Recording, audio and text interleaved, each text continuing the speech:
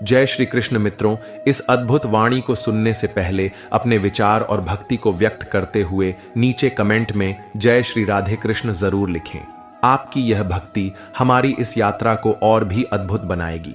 साथ ही यदि आप हमारे चैनल विज्जू इंस्पायर्ड पर नए हैं तो अभी सब्सक्राइब करें और घंटी के बटन को दबाएं ताकि आप हमारी हर नई भक्ति यात्रा का हिस्सा बन सकें।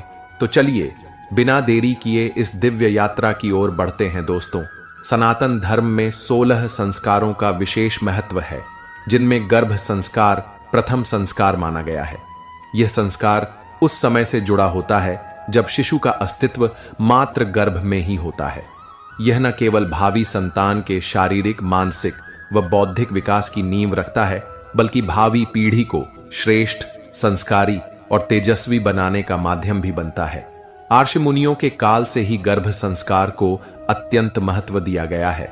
पौराणिक ग्रंथों में अनेक उदाहरण मिलते हैं, जैसे माता कुंती ने मंत्र बल से देवताओं का आह्वान कर उत्तम संतानें प्राप्त की। माता कौशल्या, माता देवकी और माता अनुसूया ने भी अपने गर्भकाल में विशेष नियम, आचरण और साधनाएं अपनाई थी, जिससे उनकी संतानें मर्यादा पुरुषोत्तम योगेश्वर व तपस्वी बनी। महाभारत में वीर अभिमन्यु का चक्रव्यूह भेदन करना एक अनुपम उदाहरण है। जब अर्जुन सुभद्रा को चक्रव्यूह तोड़ने की विधि समझा रहे थे, तब गर्भ में स्थित अभिमन्यु ने उसे सुना और वही ज्ञान आगे युद्ध में काम आया। मार्कंडेय पुराण में सती मदालसा का वर्णन आता है, जो अपनी संतान के गुण, कर्म और स्वभाव को पहले ही निर्धारित कर देती थी। वे अपने गर्भस्थ शिशु को दिव्य संस्कारों से भर देती थीं, जिससे उनकी संतान वैसी ही बनती थी जैसी वे चाहती थीं। विष्णु पुराण में प्रहलाद का उल्लेख मिलता है, जो राक्षस कुल में जन्मे, लेकिन उनकी मां गर्भावस्था में देवर्षि नारद के आश्रम में रही और विष्णु भक्ति का श्रवण किया। परिणाम स्वरूप प्रहलाद बचपन से ही विष्णु के अनन्य भक्त बन गए और अधर्म का विरोध किया। इसीलिए गर्भावस्था के समय में माता को प्रेम, आनंद, करुणा और श्रद्धा से भरे विचारों का चिंतन करना चाहिए। रामायण, भगवत गीता, गर्भोपनिषद तथा गर्भ गीता आदि का श्रवण करना चाहिए। आपकी जानकारी के लिए हम आपको बता दें कि आने वाले समय में आपको इस चैनल पर गर्भ संस्कार से जुड़ी अद्भुत और दुर्लभ जानकारियां प्राप्त होंगी, जो आपके और आपकी संतान के जीवन को सुखमय और आध्यात्मिक बना सकती हैं। इसलिए चैनल को लाइक, शेयर और सब्सक्राइब अवश्य कर लें। हर रोज गर्भ गीता का पाठ करना या सुनना गर्भवती महिला के लिए अति उत्तम माना जाता है। आज इस वीडियो में हम आपको गर्भ गीता के साथ ही गर्भावस्था में सुनी जाने वाली 2 अत्यंत प्रेरणादायक और पौराणिक कथा सुनाने जा रहे हैं। इसके लिए गर्भवती स्त्री को एक शांत स्थान पर बैठकर शांत मन से इसका पूरा श्रवण करना चाहिए। हमारा आपसे अनुरोध है कि आपको इस वीडियो को ऐसे समय पर सुनना चाहिए जब किसी भी प्रकार का कोई विघ्न ना हो और गर्भ गीता और दिव्य महापुरुषों की कथाओं को बीच में रोकना ना पड़े, क्योंकि अधूरा ज्ञान हमारे किसी काम का नहीं होता। जैसे जब अर्जुन सुभद्रा को चक्रव्यूह तोड़ने की विधि समझा रहे थे, तब सुभद्रा के गर्भ में स्थित अभिमन्यु भी उसे सुन रहा था, लेकिन बीच में ही सुभद्रा को नींद आ गई और वह केवल चक्रव्यूह को तोड़कर उसमें प्रवेश करने की विधि को ही सुन पाई, जबकि वह चक्रव्यूह को फिर से तोड़कर उससे बाहर आने की विधि को नहीं सुन सकी। इसका परिणाम यह हुआ कि अभिमन्यु को सिर्फ चक्रव्यूह में प्रवेश करने का ज्ञान मिला। उससे बाहर कैसे आना है यह अभिमन्यु नहीं जान सका। और जब महाभारत का युद्ध हुआ, तब वीर अभिमन्यु ने चक्रव्यूह को तोड़कर शत्रुओं का वीरता से मुकाबला किया, लेकिन अधूरे ज्ञान की वजह से वह चक्रव्यूह से बाहर नहीं आ सका, अपने प्राणों की रक्षा नहीं कर सका और वीर गति को प्राप्त हुआ। इसलिए आप गर्भ गीता और पौराणिक कथा के ज्ञान को पूरा अवश्य सुनें।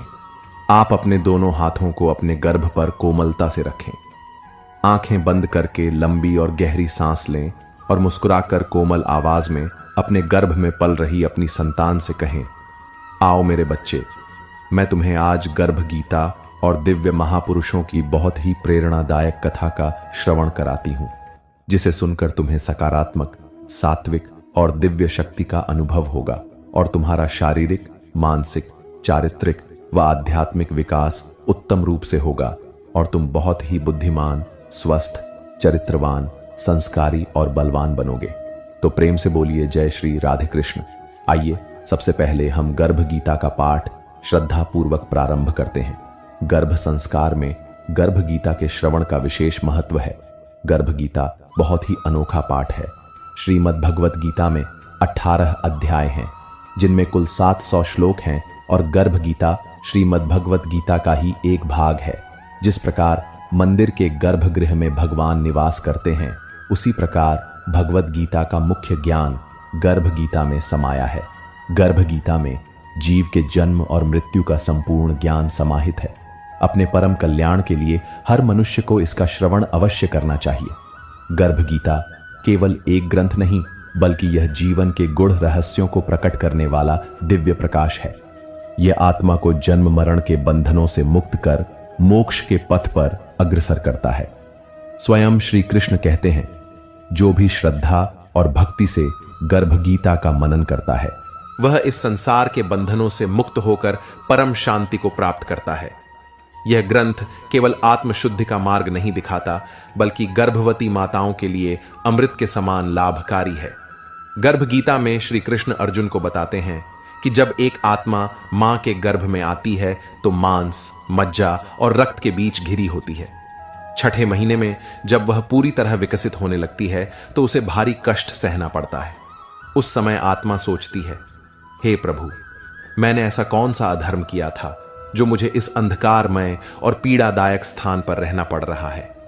गर्भ में पल रही आत्मा ईश्वर से प्रार्थना करती है कि वह इस मोह भरी दुनिया में जन्म नहीं लेना चाहती, लेकिन कर्मों के अनुसार उसका जन्म निश्चित होता है और ईश्वर उसकी प्रार्थना को अनसुना कर देते हैं। श्री कृष्ण आगे कहते हैं, गर्भ में जीव को मृत्यु लोक से भी अधिक कष्ट भोगना पड़ता है और यह कष्ट उसके पूर्व जन्मों के कर्मों के आधार पर निर्धारित होता है। गर्भ में रहते हुए आत्मा अपने बुरे कर्मों पर पछताती है और संकल्प लेती है कि जीवन में अच्छे कर्म करेगी, लेकिन जैसे जैसे जन्म का समय नजदीक आता है, वह सब कुछ भूलने लगती है। जन्म लेने के बाद उसे अपने पूर्व जन्मों की कोई स्मृति नहीं रहती और वह फिर से इस भौतिक संसार के मोह में बंध जाती है। गर्भ गीता केवल एक शास्त्र नहीं, बल्कि मानव जीवन का दर्पण है, जो हमें यह समझने में मदद करता है कि हमारे कर्म ही हमारे भविष्य का निर्माण करते हैं। यह ग्रंथ हमें सही मार्ग दिखाता है, आत्मज्ञान की ओर ले जाता है और हमारे जीवन को सच्चे अर्थों में सार्थक बनाता है। भगवान श्री कृष्ण का वचन है कि जो भी प्राणी इस गर्भ गीता का सद्भावना से विचार और मनन करता है, वह फिर गर्भवास में नहीं आता है। उसे जीवन मरण के चक्र से छुटकारा मिल जाता है और ऐसी पवित्र आत्मा को भगवान के श्री चरणों में स्थान मिलता है। इसलिए हम सभी को गर्भ गीता का अनुशीलन अवश्य करना चाहिए। गर्भावस्था में मां संतान का भाग्य भी निर्माण करती है। इसीलिए यह मान्यता भी है कि जो गर्भवती स्त्री गर्भ गीता का नित्य श्रवण करके सही चिंतन और मनन के द्वारा अपनाती है, वह गर्भावस्था के दौरान आने वाली विभिन्न समस्याओं और अड़चनों को आसानी से पार कर जाती है। उसका गर्भस्थ शिशु श्रेष्ठ बुद्धि, श्रेष्ठ आचरण और शुभ संस्कार ग्रहण करता है। जन्म लेने के बाद वह आदर्श जीवन व्यतीत करता है। इस प्रकार गर्भावस्था के दौरान गर्भ गीता को रोज पढ़ने या सुनने से एक श्रेष्ठ और संस्कारी संतान की प्राप्ति होती है। गर्भ गीता भगवान श्री कृष्ण और धनुर्धर अर्जुन के मध्य एक ऐसा दिव्य संवाद है, जिसमें अर्जुन उत्सुकता पूर्वक भगवान श्री कृष्ण से प्रश्न पूछते हैं और भगवान श्री कृष्ण संपूर्ण सृष्टि के प्रत्येक प्राणी मात्र के कल्याण हेतु अर्जुन के सभी प्रश्नों का उत्तर देकर उनकी जिज्ञासा को शांत करते हैं। अर्जुन भगवान श्री कृष्ण से पूछते हैं, हे मधुसूदन, कृपया आप मुझे बताएं कि प्राणी जब गर्भ योनि में आता है तो वह अपने किस गुण दोष के कारण आता है। प्राणी जन्म से पहले गर्भ में कष्ट पाता है और जन्म के समय भी असहनीय पीड़ा पाता है। इसके बाद भी वह रोग पीड़ा के कारण दुख पाता है। उसे बुढ़ापे में अनेक रोग घेर लेते हैं और उसकी मृत्यु हो जाती है। अतः हे भगवान, कृपया करके मुझे यह बताएं कि वह कौन से कार्य हैं जिनसे मनुष्य जन्म मृत्यु के दुखों से बच सकता है। यह सुनकर भगवान मधुसूदन मुस्कुराते हुए बोले, हे श्रेष्ठ धनुर्धारी अर्जुन, जन्म मृत्यु का बंधन तो उन प्राणियों की नियति है जो संसार में क्रियान्वित रहते हैं। जो प्राणी संसार में नष्ट होने वाले पदार्थों से प्रेम करते हैं, वे संसार की नश्वर वस्तुओं की इच्छा रखते हैं। यह पदार्थ मैंने पाया है और वह मैं पाऊंगा, ऐसी चिंता इस प्राणी के मन से उतरती ही नहीं है। आठों प्रहर वह माया को ही मांगता है। इस मृत्यु लोक में जन्म लेने के पश्चात प्रत्येक जीवात्मा इस संसार की माया से प्रेरित होकर भौतिक संसाधनों के बंधनों में बंध जाती है। वह अपना मुख्य उद्देश्य, जो कि मात्र ईश्वर की प्राप्ति है, उसे भूलकर परिवार, पुत्र, पुत्री, सगे संबंधियों आदि के मोह में फंसकर रह जाती है। जन्म से लेकर मृत्यु पर्यंत तक इन सभी में फंसे होने के बाद जब जीव का अंतिम समय आता है, तो वह अपनी अधूरी इच्छाओं के बारे में ही सोचते हुए प्राण त्यागता है। ऐसा इस कारण होता है कि मानव जाति कभी संतुष्ट नहीं होती, उसे सदैव कुछ और की चाहत बनी रहती है। यही कारण है कि मनुष्य बार बार जन्म लेता और मरता रहता है तथा यह चक्र निरंतर चलता ही रहता है। मनुष्य संसार की दौलत पाने की तो कामना करता है, परंतु भगवान की भक्ति से विमुख हो जाता है। इसलिए वह बार बार अनेक योनियों में पैदा होकर जीवन, मरण और गर्भ के दुख को भोगता है।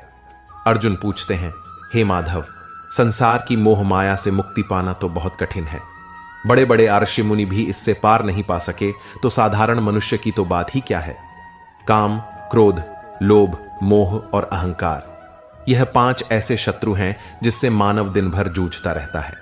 कृपया करके यह बताइए कि साधारण मनुष्य इनसे छुटकारा पाकर अपना मन किस प्रकार प्रभु की भक्ति की ओर मोड़ सकता है, क्योंकि यह मन तो मदमस्त हाथी की भांति है जो कभी टिक कर नहीं रहता।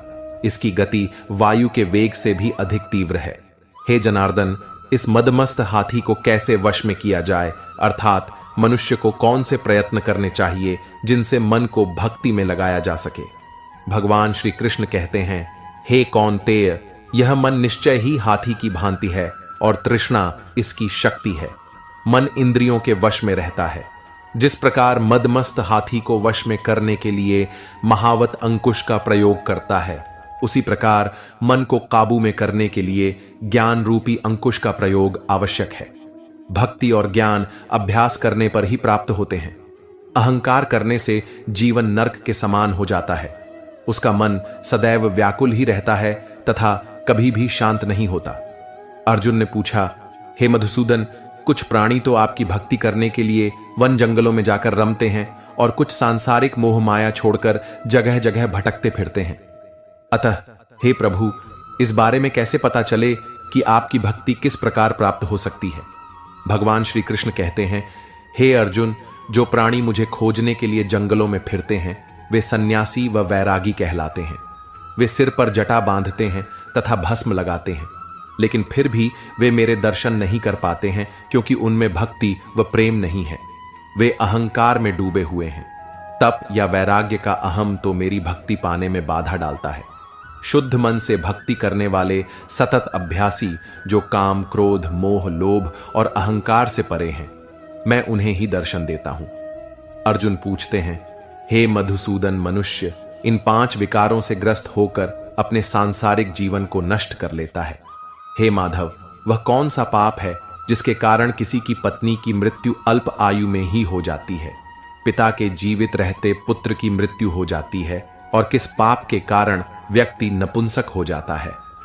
भगवान श्री कृष्ण बोले, हे अर्जुन, जो व्यक्ति किसी से कर्ज लेकर उसे चुकाता नहीं है, वह इस पाप कर्म से अपनी पत्नी को खो देता है। उसी प्रकार जो किसी की अमानत को नहीं लौटाता, उसके पुत्र मर जाते हैं।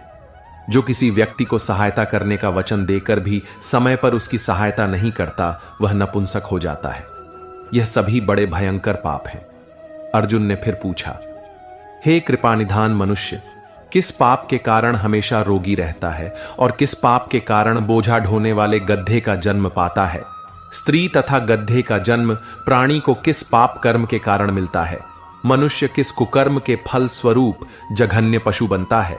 भगवान श्री कृष्ण कहते हैं, हे धनुर्धारी, जो मनुष्य कन्या अथवा स्त्री को बेचने का कार्य करता है अथवा जो कन्यादान करता है और इस कन्यादान का मूल्य लेता है, वह हमेशा भयंकर रोगों से पीड़ित रहता है। जो अभक्ष भोजन करता है और विषय विकार के लिए मदिरा पान करता है और दूसरों को प्रताड़ित करता है, वह गड्ढे का जन्म पाता है। जो झूठी गवाही देने वाला होता है, वह भाग्यहीन स्त्री का जन्म पाता है। जो भोजन बनाकर पहले स्वयं खा लेता है, बाद में भगवान को दान करता है, भोग लगाता है, वह बिल्ली या शुवर की योनि में जन्म लेता है। अर्जुन पूछते हैं, हे कृपानिधान, इस संसार में जिन प्राणियों को आपने सुवर्ण दिया है, उन्होंने कौन सा पुण्य किया है?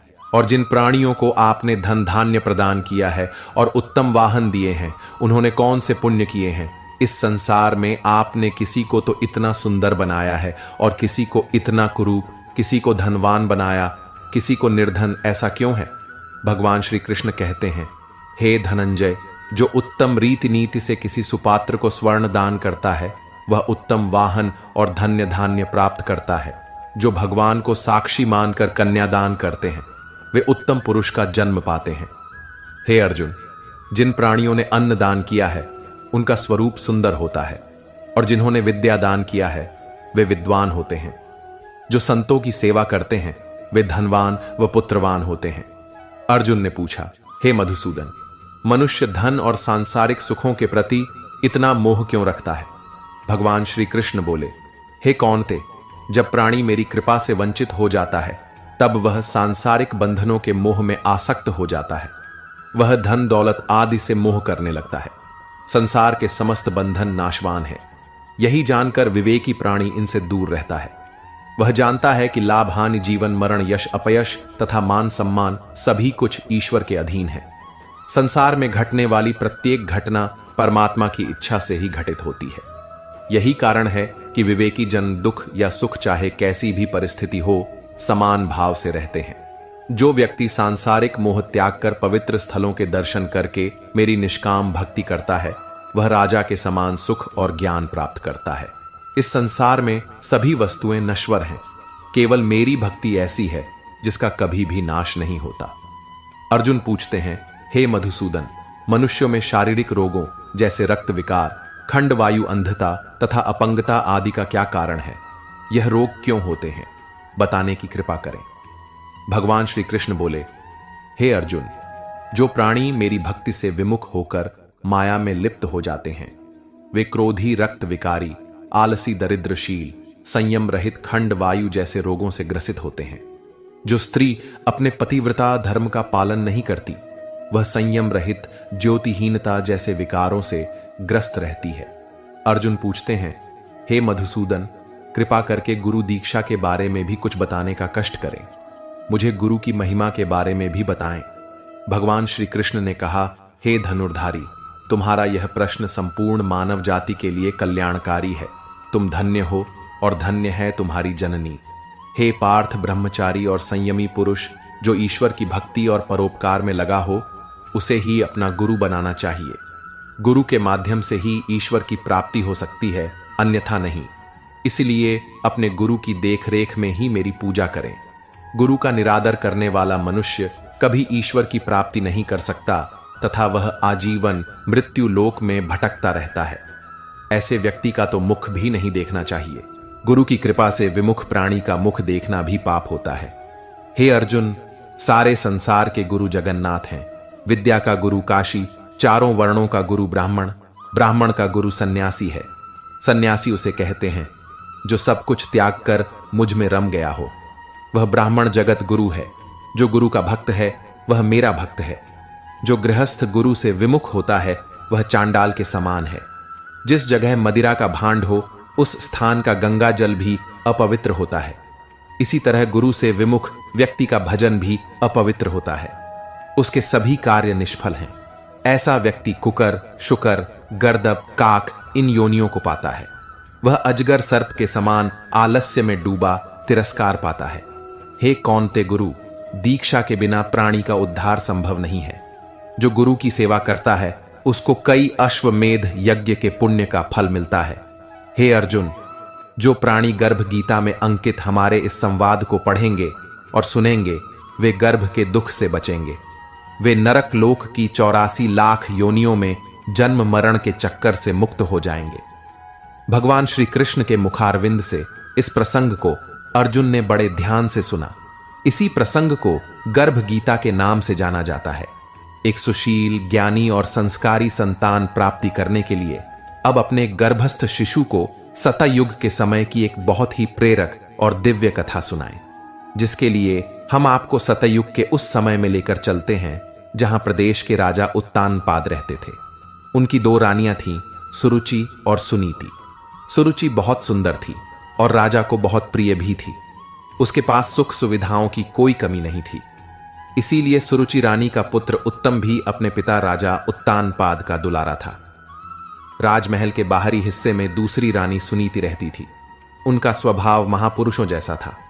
वे धर्म मार्ग पर चलती, सभी के प्रति दया, प्रेम, करुणा का भाव रखती और ऐसा ही आचरण देखकर उनका पुत्र ध्रुव बड़ा हो रहा था। एक दिन सुबह का समय था। भगवान सूर्य का प्रकाश धीरे धीरे पूरे प्रदेश को प्रकाशित कर रहा था। सभी बच्चे घर के बाहर अपने मित्रों के साथ विभिन्न प्रकार के खेल कर रहे थे। भीतर राज दरबार सजा हुआ था। राजा उत्तानपाद अपनी प्रिय रानी सुरुचि के साथ सिंहासन पर बैठे थे। वे अपनी गोद में बैठे पुत्र उत्तम को दुलार रहे थे।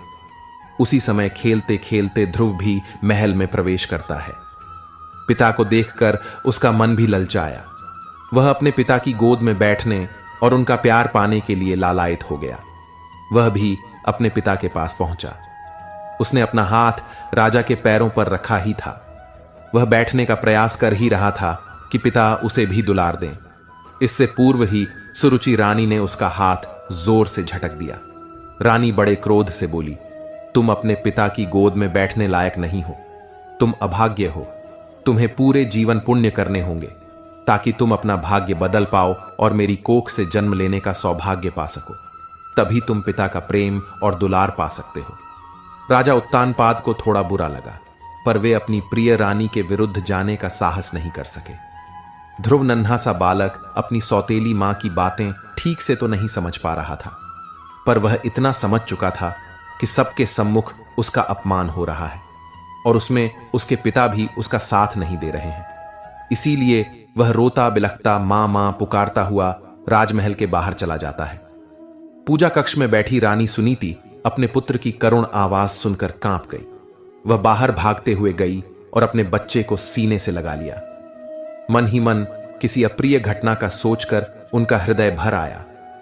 वह धीरे से ध्रुव के दुख का कारण पूछती है।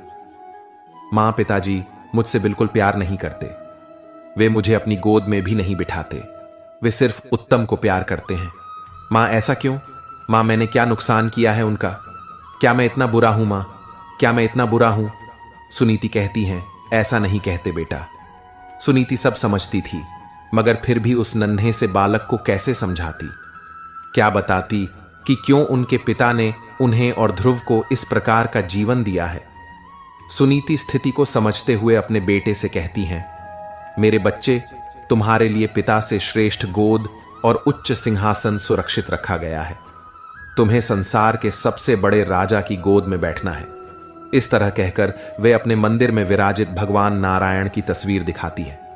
इनकी गोद, भगवान की गोद, ध्रुव की आंखों में चमक थी, पर वह अभी सिर्फ 6 साल का नन्हा बालक था। मां से उत्सुक स्वर में पूछता है, मां, मैं उन तक कैसे पहुंचूं? कैसे मैं उनकी गोद में बैठूंगा मां? मां को भी आज जाने कहां से हिम्मत आ रही थी। वह ध्रुव की सभी बातों का स्पष्ट उत्तर दे रही थी। वह कहती हैं, बेटा, उसके लिए कठिन तपस्या करनी होगी। एकांत में रहकर सिर्फ उनका नाम जपना होगा, बस फिर क्या था। ध्रुव तुरंत मां गोद से उतरा। अपनी मां के चरण स्पर्श करके कहता है, मां, मैं आज से ही अपनी तपस्या शुरू करूंगा। मैं एकाग्रता से नाम जप कर नारायण की गोद में बैठूंगा। मां, मैं उनकी गोद में बैठकर सबसे पहले तुझे पुकारूंगा। मां, तू देखना, तेरा बेटा भी सौभाग्यशाली है। वह ब्रह्मांड के राजा की गोद में बैठेगा। मां कुछ समझ पाती, इससे पहले ही ध्रुव जंगल की ओर जाने लगा। मां एकदम बिलख पड़ी।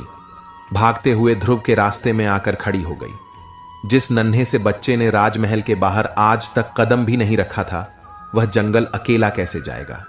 क्या यह भी कोई उम्र है उसके जंगल जाने की? रानी फूट फूट कर रोने लगी, पर ध्रुव नहीं रुका। अपनी मां को समझाते हुए कहता है, मां, नारायण को पाना आसान नहीं है, तपस्या तो करनी होगी।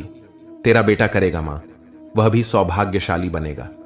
मां रोए जा रही थी और वह आगे बढ़ता जा रहा था। धीरे धीरे सांझ होने लगी, रात की अंधेरी छा रही थी। ध्रुव का मन भी डर रहा था। मन कर रहा था फिर से अपनी मां के आंचल में चला जाए, उसकी गर्माहट में रोते रोते सो जाए, पर तुरंत उसे अपनी सौतेली मां के कहे शब्द याद आ रहे थे, इसलिए वह दुगनी रफ्तार से आगे की ओर बढ़ रहा था। वह कुछ समझ पाता उससे पूर्व ही कुछ स्वर सुनाई दिए। नारायण, नारायण देवर्षि नारद भगवान की इच्छा के अनुरूप ही नन्हे ध्रुव का मार्गदर्शन करने आए थे। वे बालक के दर्द को समझ रहे थे, साथ ही उसका भविष्य भी जानते थे, इसीलिए उन्होंने उसे उचित स्थान बताया और भगवान का मंत्र सिखा दिया। फिर क्या था? रात के अंधेरे में झींगुर की आवाज के साथ ध्रुव के मंत्र के स्वर भी जंगल में गूंजने लगे। धीरे धीरे ध्रुव अपनी तपस्या में लीन होने लगा। इधर राज दरबार में यह बात आग की तरह फैल गई। हर किसी ने दबी आवाज में राजा उत्तानपाद और सुरुचि की निंदा की। राजा उत्तानपाद की भी आंखें अब खुल गई थीं। उन्हें अपने मासूम से बेटे का चेहरा नजर आ रहा था। उसका मासूम चेहरा देखकर वे भी अंदर से कांप रहे थे। उन्हें लग रहा था कि वास्तव में वे कैसा भयंकर पाप कर बैठे हैं। इधर सुनीति का रो रो कर बुरा हाल था। आखिर राजमहल में उसके पुत्र के अलावा और था ही कौन? वह उसे बार बार याद करके बस रोती जा रही थी। राजा भी अब अपनी गलती को मानकर ध्रुव को मनाने के लिए जंगल की ओर निकल रहे थे, पर तभी उन्हें पुण्य देवर्षि मिले जिन्होंने राजा को रोक दिया। आपका पुत्र कोई साधारण पुत्र नहीं है, वह तेजस्वी बालक सचमुच नारायण की गोद में विराजेगा। आपके और आपके राज्य की कीर्ति को संपूर्ण ब्रह्मांड में फैलाएगा। उसका जन्म इसी हेतु हुआ है, इसलिए हे राजन, आप शंका ना करें बल्कि निश्चिंत रहें, वह जल्द ही आप सभी के पास लौट आएगा। इधर ध्रुव अपनी तपस्या में लीन था। जंगली जानवरों की आवाजें, उनके सताने का भय आसपास हमेशा बना रहता। वह कभी बंदरियां के समीप उसके बच्चे को लिपटा देखता तो उसका मन भी भर आता, पर वह किसी भी कीमत पर लौट जाना नहीं चाहता था। 6 साल के बच्चे का ऐसा दृढ़ निश्चय कि अनेक प्रलोभन, अनेक भय दिखाने पर भी वह नारायण झप से अलग नहीं हुआ। 6 महीने से अकेला नन्हा बालक तपस्या कर रहा था और उसकी चाह भी थी, तो क्या बस एक बार नारायण की गोद में बैठना, इसे देखकर भगवान भी अधिक समय तक उससे दूर नहीं रह पाए। वे ध्रुव के समीप पहुंचकर प्यार से उसके सिर पर हाथ रखते हैं। ध्रुव अपनी आंखें खोलता है। उसे विश्वास नहीं होता कि उसके सम्मुख कौन खड़ा है। चतुर्भुज रूप में स्वयं नारायण वह बार बार आंखें बंद करता खोलता, खुद को चिमटी काटता। वह सोच ही नहीं पा रहा था कि यह क्या हो रहा है उसके साथ। भगवान उसकी मासूमियत देखकर मुस्कुराते हैं, उसे तुरंत उठाकर अपनी गोद में बिठा लेते हैं, मानो अब तो धरती आकाश सब फूल बरसा रहे हों। जंगल की प्रत्येक कली फूल बनकर उस पर गिर जाना चाहती हो, प्रकृति खुशी से झूमना चाहती हो, सारे पक्षी खुशी से गाने लगे हों, हवाएं मधुर स्वर में वाद्य यंत्र बजा रही हों। पूरे वातावरण में एक अद्भुत सा आनंद छा गया। ध्रुव की आंखें खुशी से टिमटिमाने लगी। वह धीरे से प्रभु से कहता है, प्रभु, अब कोई मुझे और मेरी मां को अभागा नहीं कहेगा ना। भगवान ने अपने दोनों हाथों से कसकर ध्रुव को समेट लिया। नहीं बेटा, तुम ब्रह्मांड में वह स्थान पाओगे जिसके आगे देवी देवता सप्तर्षि भी परिक्रमा करेंगे। प्रलय काल में भी तुम सुरक्षित रहोगे। तुम्हारी कीर्ति अनंत जन्मों तक फैली रहेगी। हर मनुष्य तुम जैसी संतान की प्राप्ति करना चाहेगा। तुम और तुम्हारी मां श्रेष्ठ गति को पाओगे। ध्रुव अपने दोनों हाथ जोड़कर प्रभु को नमन करता है। अब हम त्रेता युग के एक ऐसे विलक्षण आर्षि की बहुत ही प्रेरक और दिव्य कथा सुनते हैं, जिनकी प्रतिभा बहुत ही अद्भुत थी। ये वही महापुरुष हैं जिन्होंने अपनी माता के गर्भ में रहते हुए ही वेदों का पूर्ण ज्ञान प्राप्त कर लिया था। केवल 12 वर्ष की आयु में उन्होंने अपने पिता को पराजित करने वाले विद्वान पंडित को शास्त्रार्थ में हरा दिया था। इन्हीं को मिथिलापति राजा जनक माता सीता के पिता श्री ने अपना गुरु स्वीकार किया था। इनकी वाणी और विचार आज भी समाज को सही दिशा प्रदान कर रहे हैं। अब हम आर्षि अष्टावक्र जी की जीवन गाथा से प्रेरणा लेने जा रहे हैं। उस काल में अनेक आर्ष अपने आश्रमों में वेद शास्त्र की शिक्षा दिया करते थे। ऐसे ही एक महान आर्षि उदालक के प्रिय शिष्य थे कहोड़, जो वेदों के ज्ञाता थे। जब कहोड़ की शिक्षा पूर्ण हुई तो आर्ष ने अपनी विदुषी और गुणवती पुत्री सुजाता का विवाह उनसे कर दिया। कुछ समय बाद सुजाता गर्भवती हुई। वे चाहती थीं कि उनकी संतान अपने पिता से भी अधिक ज्ञानी, तपस्वी और परम विद्वान बने। इसलिए गर्भावस्था में ही वे अपने पति के साथ वेदों की शिक्षा में संलग्न हो गई। एक दिन कहोड़ जब गर्भवती सुजाता को शास्त्र सुना रहे थे, तब उन्हें 8 बार ऐसा अनुभव हुआ कि उनके ज्ञान पर गर्भस्थ बालक तर्क कर रहा है। यह उन्हें अपमानजनक प्रतीत हुआ। उन्होंने क्रोधित होकर गर्भस्थ शिशु को श्राप दे दिया। तू जो मुझसे गर्भ में रहते हुए ही वाद विवाद करता है, मैं तुझे श्राप देता हूं कि तू 8 अंगों से वक्र होकर जन्मेगा। सुजाता ने इस बात को गंभीरता से नहीं लिया और पूर्ववत अपने आहार, विचार और वातावरण को शुद्ध रखते हुए बालक के समुचित गर्भ संस्कार में लगी रही। कुछ समय पश्चात मिथिला के राजा जनक ने एक घोषणा की, जो विद्वान पंडित बंदी को शास्त्रार्थ में पराजित करेगा उसे सहस्त्र स्वर्ण मुद्राएं दी जाएंगी, परंतु जो हार जाएगा उसे मृत्युदंड दिया जाएगा। आर्षि कहोड़ भी इस प्रतियोगिता में भाग लेने गए, लेकिन वे बंदी से हार गए और परंपरा अनुसार उन्हें जल समाधि दे दी गई। जब यह सत्य सुजाता को जिहांत हुआ तो वे अत्यंत दुखी हुई, पर उसी समय उन्होंने एक दिव्य तेजस्वी पुत्र को जन्म दिया, जिसका शरीर 8 स्थानों से वक्र यानी टेढ़ा था। इसलिए उसका नाम पड़ा अष्टावक्र पड्ढा। 12 वर्ष बीत गए। बालक अष्टावक्र जन्म से ही दिव्य प्रतिभा के धनी थे। एक दिन उन्होंने अपनी मां से अपने पिता की अनुपस्थिति का कारण पूछा। तब सुजाता ने उन्हें संपूर्ण सत्य बताया। बालक को गहरा आघात लगा। उन्होंने संकल्प लिया कि वे अपने पिता के अपमान का प्रतिशोध लेंगे। उन्होंने अपनी मां से आज्ञा मांगी और मामा श्वेतकेतु को साथ लेकर मिथिला की ओर प्रस्थान किया। राजा जनक के यहां उस समय एक विशाल यज्ञ का आयोजन हो रहा था, जिसमें देश भर के विद्वान आमंत्रित थे। अष्टावक्र जी जब सभा में पहुंचे तो उनके वक्र शरीर को देखकर सभी पंडित उनका उपहास करने लगे। स्वयं राजा जनक भी हंस पड़े। सभा के सभी सदस्यों को खुद पर हंसता हुआ देख अष्टावक्र जी भी जोर जोर से हंसने लगे। तब राजा जनक ने पूछा कि यह सब हंस रहे हैं, यह बात तो समझ में आती है, मगर तुम किस बात पर हंस रहे हो?